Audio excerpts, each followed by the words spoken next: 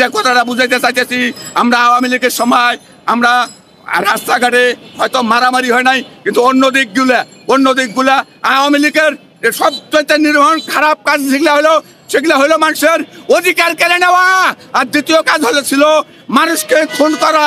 এই রাজনীতির নামে এক ভাই আর এক ভাইকে খুন করতো। এই জিনিসগুলোর কারণে মানুষের অভিশাপে, এই কর্মচারীর অভিশাপে এই আওয়ামী লীগ ধ্বংস হয়েছে। আপনারা ভালো ছিলেন কার সময়টাই? আমরা ভালো, আমরা একমাত্র স্টার্ট অনেক আগের কথা বলতেছি, সেই সময় আমরা কিছুটা নিরাপদ ছিলাম। যতদিন যাইতেছে সরকার কে ছিল? স্টার্ট এরশাদের আমলে একটু ভালো ছিলাম আমরা। তারপরে আর কোনো সরকার না, আমরা কোনো সরকারের ষোলনাভাবে সাধারণ মানুষকে মুখে বলে কিন্তু সঠিকভাবে নিরাপত্তা দিতে সম্পূর্ণ দল ব্যর্থ।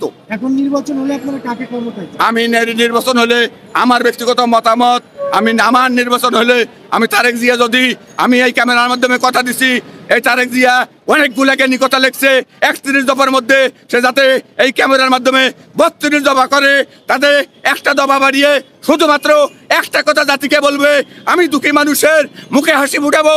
এই দুঃখী মানুষ বাংলার মাটিতে আর কাঁদবে না। দুঃখী মানুষের আমি অধিকার স্বাধীন করব, শুধু একটা দফা বাড়াইবে। তাহলে আমি ক্যামেরার মাধ্যমে আপনাদের ঘোষণা দিচ্ছি, এরা ভবিষ্যতে দল গঠন করুক। ভোট যদি জনগণ দেয়, সাধারণ মানুষ ভোট দিবে। এখানে আমার হাত নাই, তারা যদি ক্ষমতায় আসতে পারে। আমি ব্যক্তিগতভাবে আমি তাকে সমর্থন করি। তারেক জিয়া যদি সে, আমার একটা দাবি, আমি তাকে সমর্থন করি। আমি তাকে যখন আন্তরিকতার মধ্যে বলতেছি, আমি তাকে যখন সমর্থন করি, সে আমার একটা কথা রাখিয়ে শুধু 32 দফা করুক, একটা দফায় শুধু কথা বলবে, শুধু আমি দুঃখী মানুষের মুখে হাসি ফুটাবো।